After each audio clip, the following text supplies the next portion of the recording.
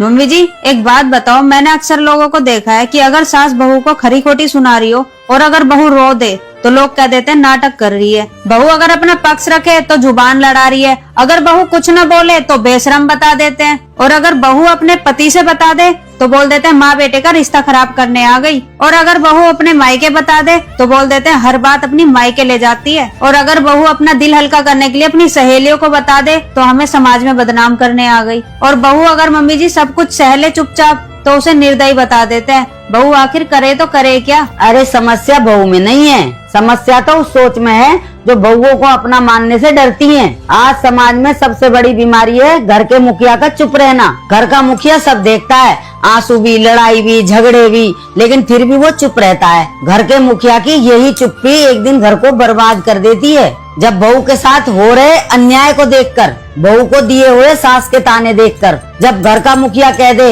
ये तो औरतों की बात है, मुझे क्या है, तो समझ लो वो घर का मुखिया ही कमजोर है, बस नाम का ही मुखिया है।